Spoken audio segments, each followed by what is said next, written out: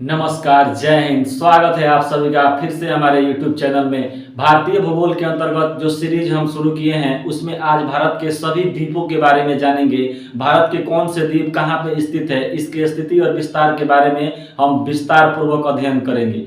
सबसे पहले इसके पहले मैंने आपको यहाँ पे संपूर्ण भारत का मैप बना के और दिखाने का प्रयास किया है कि भारत में कौन से द्वीप कहाँ पे स्थित है। तो इससे पहले कि द्वीप के बारे में हम पढ़े जानना ये जरूरी हो जाता है कि द्वीप कहते किसे हैं।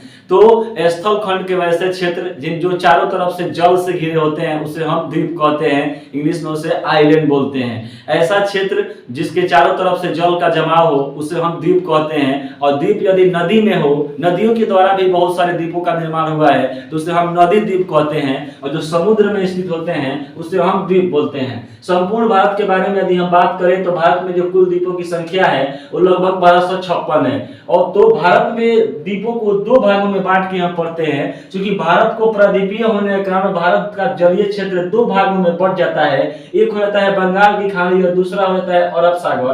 तो सबसे पहले हम ये जान लेंगे कि बंगाल की खाड़ी में कितने द्वीप समूह है। तो बंगाल की खाड़ी की यदि हम बात करें तो बंगाल की खाड़ी में 572 द्वीप लगभग है और अरब सागर में लगभग 47 द्वीप समूह है, जिसके बारे में हम अध्ययन करेंगे। द्वीप जो कि होते हैं उनका निश्चित आंकड़ा नहीं हो पाता है, क्योंकि जल का जमाव ज्यादा हो जाता है। जल की स्थिति यदि ज्यादा हो जाती है, ऊपर उफान की यदि जल होता है समुद्री जल धाराओं के कारण, तो बहुत सारे द्वीप डूब जाते हैं। और जल धारा जब नीचे चला जाता है तो बहुत सारे द्वीप समूह जो है वो आ जाते हैं। तो उनकी जो निश्चित आकृति है वो समान नहीं रहती है, उनका निश्चित जो डाटा है वो समान नहीं रहता है। मुख्यतः हम ये मान के चलेंगे कि भारत में 1256 द्वीप है, जिसमें से बंगाल की खाड़ी में 572 और अरब सागर में 47 द्वीप स्थित है। तो चलिए हम शुरू करते हैं। सबसे पहले बंगाल की खाड़ी के अंतर्गत कौन कौन से द्वीप समूह है और कहाँ पे वो है, उनका स्थिति विस्तार क्या है। तो सबसे पहले यदि हम बात करें तो यहाँ पे म्यांमार के नीचे एक द्वीप है जिसका नाम है कोको द्वीप।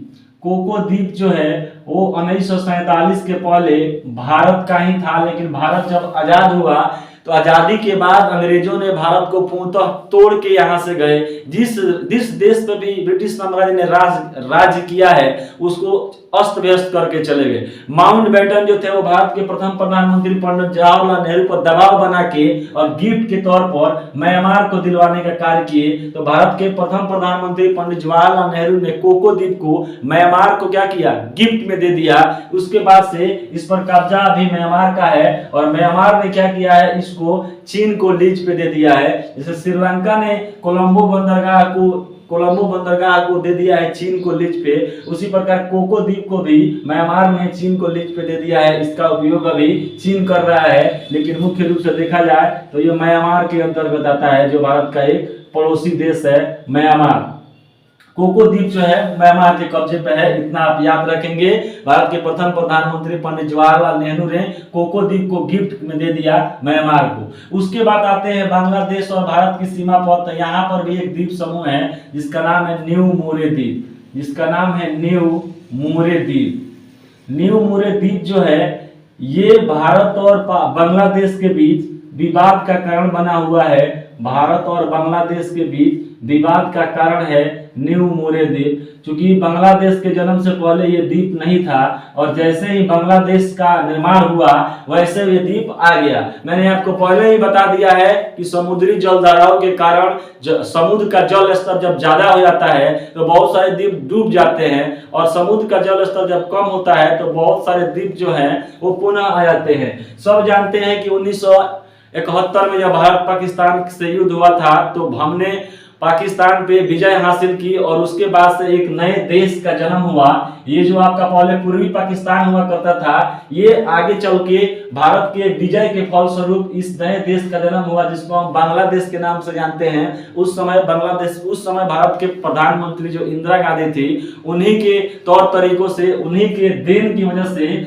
जो है बांग्लादेश का यहाँ पे निर्माण होता है। और 1971 के बाद से ही समुद्री जलधारा की कम होने के कारण, समुद्र जल स्थिति कम होने के कारण इस द्वीप का निर्माण हुआ, न्यू मोरे द्वीप का। तो बांग्लादेश इसको बोला कि मेरा है, भारत बोला कि मेरा है। क्योंकि दोनों का देखा जाए तो दोनों का जो 200 किलोमीटर 200 नॉटिकल माइल जो है ये दोनों के अंतर्गत आता है। तो न्यू मोरे द्वीप जो है वो विवाद का कारण है भारत और बांग्लादेश के बीच, इतना आप याद रखेंगे। बांग्लादेश के नीचे हम आते हैं, पश्चिम बंगाल से नीचे हम आते हैं उड़ीसा में। तो उड़ीसा के अंतर्गत भी एक द्वीप आता है, उड़ीसा के अंतर्गत भी एक द्वीप आता है जिसका नाम है व्हीलर द्वीप, जिसका नाम है व्हीलर द्वीप। व्हीलर द्वीप का नाम बदल के अभी भारत के मिसाइल मैन के नाम से प्रसिद्ध डॉक्टर एपीजे अब्दुल कलाम भारत के राष्ट्रपति भी रह चुके हैं, उनके नाम पे इस द्वीप का नाम रखा गया है अब्दुल कलाम द्वीप। तो व्हीलर द्वीप का नाम चेंज करके इसका नाम हो गया है कलाम द्वीप, इसका नाम हो गया है कलाम द्वीप। हाल ही में इसके नाम को बदलकर कलाम द्वीप कर दिया गया है। भारत में जितने भी मिसाइल का परीक्षण किया जाता है, जितने भी पीएसएलवी जीएसएलवी मिसाइल हैं, तो पहले ही उसको अंतरिक्ष में नहीं भेजा जाता है, बल्कि पहले उसका परीक्षण किया जाता है कि ये सही से कार्य कर रहा है कि नहीं। तो भारत में जितने भी मिसाइलों का परीक्षण होता है सब व्हीलर द्वीप से होता है, सब कलाम द्वीप से होता है, जो उड़ीसा के तट पे स्थित है। इसका नाम है व्हीलर द्वीप। इससे संबंधित ये आप हमेशा याद रखेंगे कि इसका नाम बदल कर रख दिया गया है कलाम द्वीप। भारत में इतने भी मिसाइल परीक्षण का कार्य किया जाता है वो व्हीलर द्वीप या कलाम द्वीप से किया जाता है। उसके नीचे हम आएंगे आंध्र प्रदेश में। तो यहाँ पर भी आंध्र प्रदेश के निकट जो तटीय क्षेत्र है वहां पर एक द्वीप का निर्माण हुआ है जिसे हम बोलते हैं श्रीहरिकोटा द्वीप, जिसे हम बोलते हैं श्रीहरिकोटा द्वीप, जो आंध्र प्रदेश के अंतर्गत आता है, जो भारत का क्षेत्र है। श्रीहरिकोटा, यहाँ से जितने भी मिसाइल होते हैं उनको अंतरिक्ष में भेजने का कार्य किया जाता है श्रीहरिकोटा द्वीप से। इसरो का मुख्य पॉइंट है ये, यहीं पर बनाया गया है सतीश धवन अनुसंधान केंद्र, यहीं पर बनाया गया है सतीश धवन अनुसंधान केंद्र।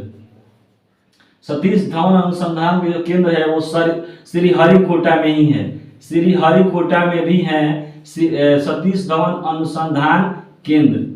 सतीश धवन अनुसंधान केंद्र जो है वो श्रीहरिकोटा में स्थित है। इसरो का मेन बेस पॉइंट है ये। इसरो का जितने भी इसरो से संबंधित भारत की जो वैज्ञानिक प्रणाली है, इंडियन स्पेस रिसर्च ऑर्गेनाइजेशन, वो श्रीहरिकोटा के अंतर्गत ही आती है। वहीं से ही सारे मिसाइलों को जिस भी ग्रह पे भेजना होता है यहीं से भेजते हैं, श्रीहरिकोटा के सतीश धवन अनुसंधान केंद्र से।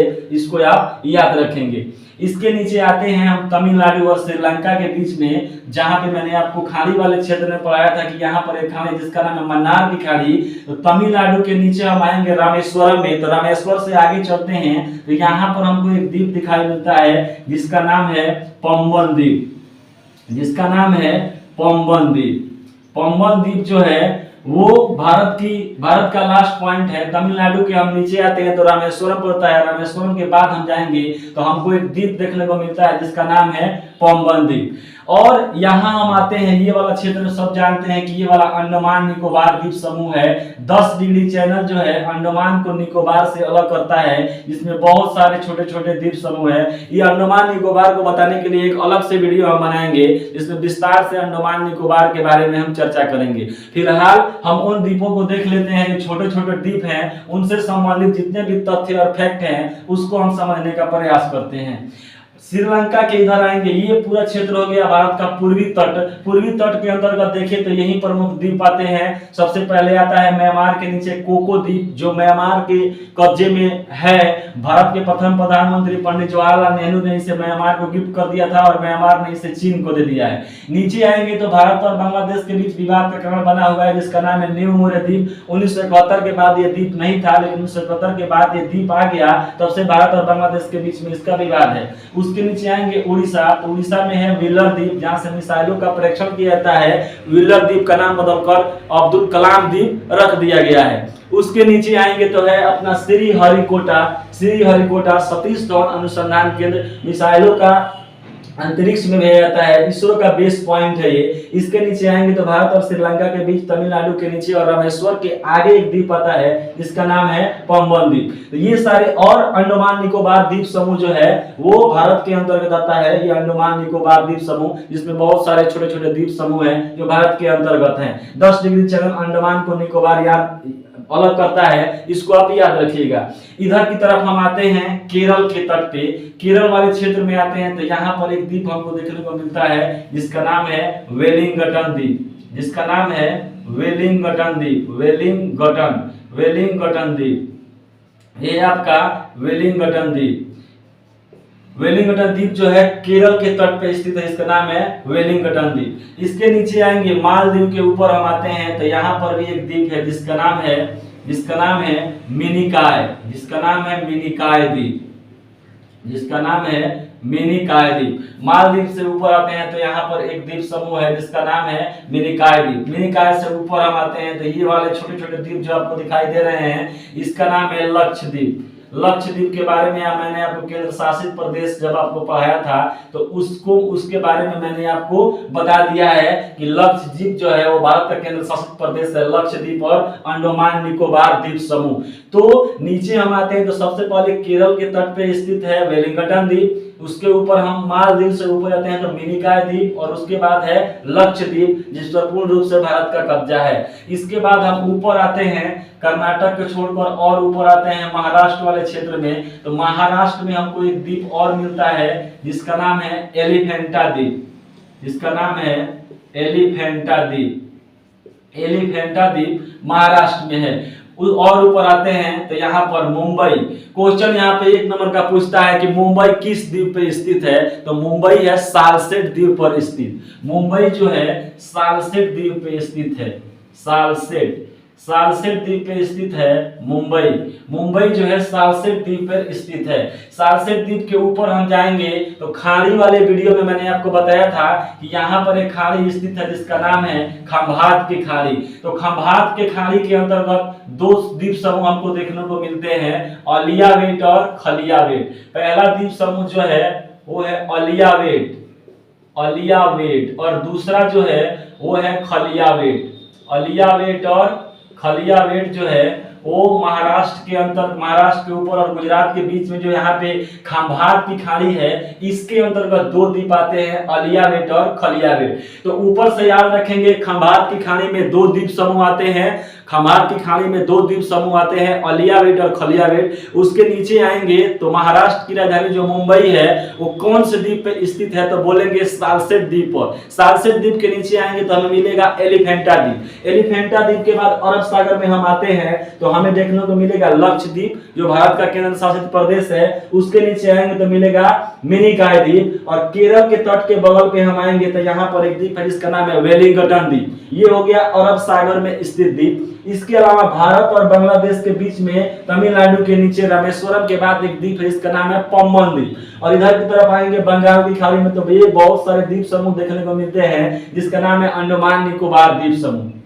ऊपर से फिर से एक बार चर्चा कर लेते हैं। ऊपर से चर्चा करते हैं म्यांमार के नीचे एक द्वीप समूह जिसका नाम है कोको द्वीप जो भारत के प्रधानमंत्री पंडित जवाहरलाल नेहरू ने म्यांमार को गिफ्ट कर दिया और म्यांमार ने इसे लीज पर चीन को दे दिया है, जो यहाँ पर अपना सैनिक बेस बना के भारत पर निगरानी रखने का कार्य करता है। आगे इसके आएंगे तो उड़ीसा में स्थित है व्हीलर द्वीप जिसका नाम बदल कर रख दिया गया है अब्दुल कलाम द्वीप। यहाँ से जितने भी मिसाइल भारत का है उसका परीक्षण किया जाता है। नीचे आएंगे आंध्र प्रदेश में तो यहाँ पर स्थित है श्रीहरिकोटा सतीश धवन अनुसंधान केंद्र, जहां से भारत के जितने भी मिसाइल है उसको अंतरिक्ष में भेजने का कार्य किया जाता है। उसके बाद हम आएंगे नीचे तो ये वाला क्षेत्र पूरा हो गया। कुल द्वीपों की संख्या 1256 है जिसमें से बंगाल की खाड़ी में लगभग 572 और अरब सागर में 47 द्वीप समूह आते हैं। तो ये संपूर्ण भारत के द्वीप समूहों के बारे में मैंने आपको बताया।